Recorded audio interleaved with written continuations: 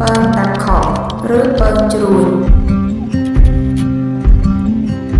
ពងតាខកឬក៏ពងជ្រួញនេះគឺជាទីតាំងទេសចរធម្មជាតិដ៏ស្រស់ស្អាតមួយនៅខាងលើភ្នំគូលែន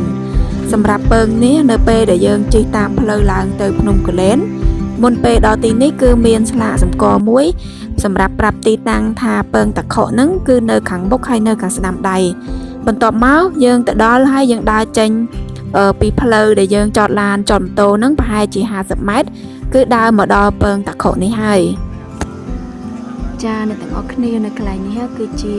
ថ្មពុះយ៉ាងជ្រៅហើយស្មើដូចគេវាស់ម៉ែត្រអញ្ចឹងគឺថាត្រង់ស្លូទៅអញ្ចឹងបងប្អូននៅកន្លែងគេធ្វើស្ពានឆ្លងណាខ្ញុំក៏កំពុងតែនៅលើស្ពានហ្នឹងដែរ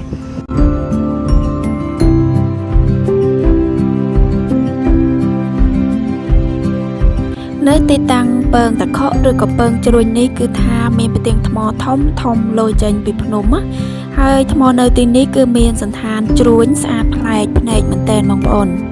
សម្រាប់ទាំងថ្មជ្រួញខ្ពស់ត្រដែតអមដោយព្រៃព្រឹក្សាពាក់ពេញភ្នែកបូករួមជាមួយនឹងអាកាសធាតុខែនេះមិនសូវជាក្តៅខ្លាំងហើយមើលទៅតំបន់ជួរភ្នំនៅក្បែរខាងគឺថាមានភ្លៀងរលឹមទៀតពិតជាធ្វើឲ្យយើងជាអ្នកទេសចរទៅលេងទីនោះគឺទទួលបាននៅអារម្មណ៍ស្រស់ស្រាយជាខ្លាំងហើយយើងថតរូបទុកជាអនុស្សាវរីយ៍ទៀតគឺថារឹតតែអែមខ្លាំងមែនទែននៅខាងក្នុងវីដេអូនេះបើក្រឡេកមើលទៅខាងឆ្វេងដៃចាខាងឆ្វេងដៃគឺនាងខ្ញុំថតអត់ដល់ទេបងប្អូនដោយសារតែឆ្ងាយកាមេរ៉ាចាប់អត់បានគឺមានភ្លៀងរលឹមបែបផ្សែងរាំងចឹងទៅក៏ភ្លៀងមកទៀតហើយកន្លែងដែលនាងខ្ញុំឈរនេះ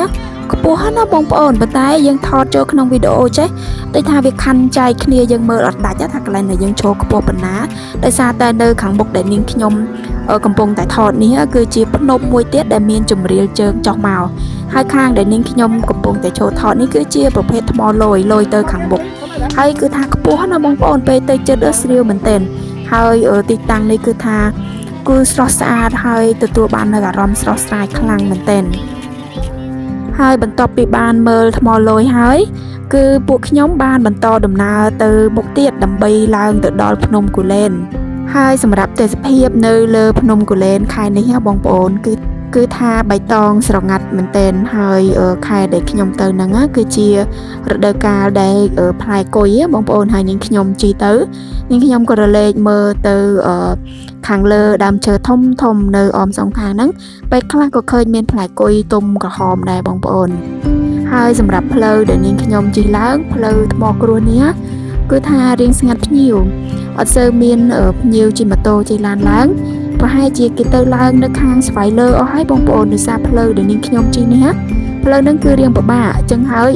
ភ្ញៀវទៅជិះនៅខាងផ្លូវថ្មីស្រួលជិះជាងហើយផ្លូវចាស់ដែលនាងខ្ញុំកំពុងតែជិះនេះយូរឃើញម៉ូតូមួយឡានមួយ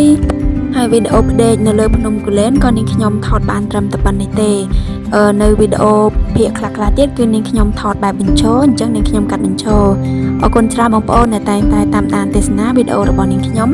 ជួបគ្នានៅវីដេអូចែករំលែកអំពីកន្លែងកម្សាន្តចំណេះដឹងផ្សេងទៀត